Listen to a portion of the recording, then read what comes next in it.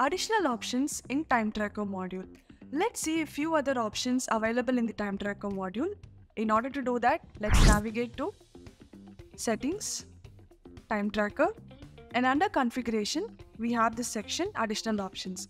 So the first one here is about reports, particularly the payroll report.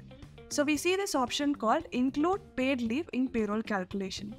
So there is a payroll report in the Time Tracker module which helps you to identify the total number of time log hours submitted by an employee for a particular pay cycle.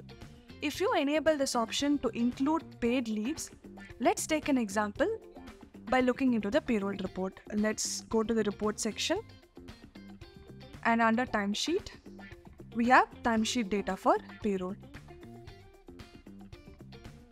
And for this particular pay cycle, we have this employee work for 35 hours in total. When you enable the option to include the paid leaves, let's consider this example.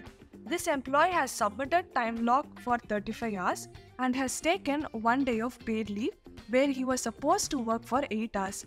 If the option to include paid leave is enabled, instead of 35 hours, it will be mentioned as 42 hours, which is including the number of working hours he was supposed to work on that paid leave.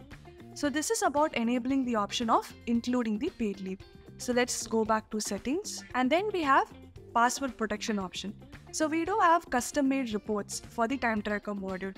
You will have an option to export all these reports. When password protection is enabled, whenever you export a report, you will need a password to open the downloaded file, and this password will be shared with you through email. So once this is enabled, click on Save, and then finally we have the integration settings. This is related to integrating your Time Tracker module with the attendance module. So what happens is, when this integration called, select the time logs that can be pushed to attendance. So whenever employee is adding a time log in the Time Tracker module, it can be converted to check-in and check-out entries, and it will be pushed to the attendance module. For example, if an employee is submitting a time log using the timer option with the start time as 10 AM and the end time as 11 AM, so that the 10 AM will be considered as check-in entry and the 11 AM will be considered as check-out entry. And for this integration to happen, you can enable this option, log using a timer. That is, whenever an employee is adding a time log using the timer option, it will be considered as attendance entries, or logged by entering start and end time. In case if an employee is submitting a time log using the manual log time button, they need to make sure that they are using the option start and end time, because if an employee is mentioning the total hours is 30, system will not know what is the start and end time.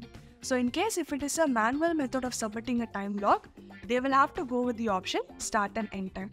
So once the changes are done, click on Save. When this integration between Time Tracker and attendance module is enabled, employees cannot directly go to attendance module and mark check-in and check-out. It is mandatory for them to create a time log, which in turn be converted into check-in and check-out entries inside the attendance module. So these are all the few additional options that we have inside the Time Tracker settings.